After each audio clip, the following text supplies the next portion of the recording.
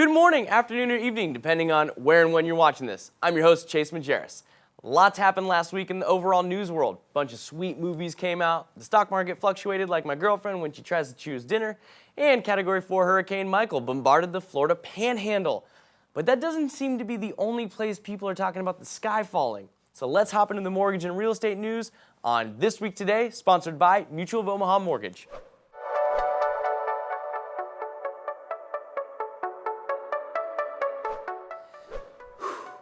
There seems to be vast concern in the coming months in the housing industry.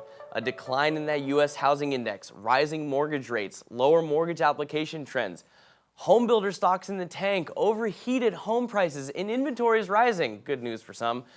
But these headlines are prompting a lot of Chicken Little-esque reporting.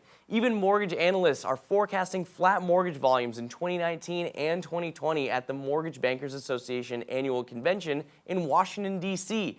But please tell me, Aaron Rodgers, what are we to do? RELAX.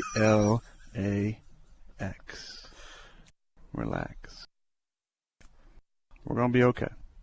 Yeah, look, the reality is there will be some downturn, but not enough to trigger this radical recession like everyone keeps talking about. So, to counter a lot of this negative energy, I'll follow up with some positivity.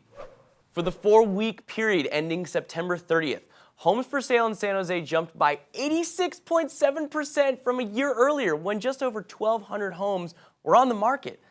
5 other West Coast metro areas topped the list of the biggest increases in the number of homes on the market: Seattle, Oakland, Portland, San Diego, and San Francisco.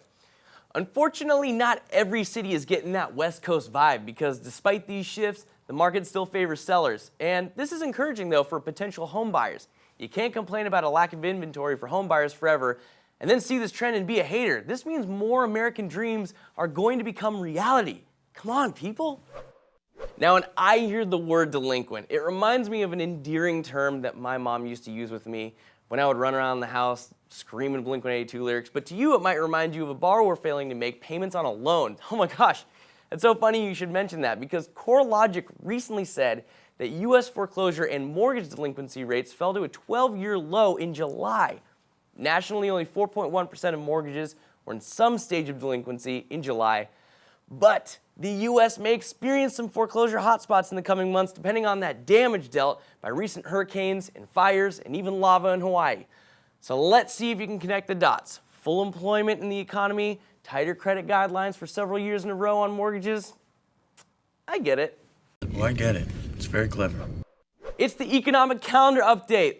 Let's see the board. Okay, a housing market index and jolts on Tuesday. Mortgage applications, housing starts, and the FOMC minutes, which people will be paying attention to, on Wednesday. And Friday, existing home sales, which again, people are going to be checking this data. So don't be one of those people who aren't on the information train. That'll do it on This Week Today. To learn more about the awesome company that makes this show happen, check out mutualmortgage.com. I'm your host, Chase Majerus. You can find Mutual of Omaha Mortgage or myself on Facebook, Twitter, Instagram, or LinkedIn. Go crush it this week.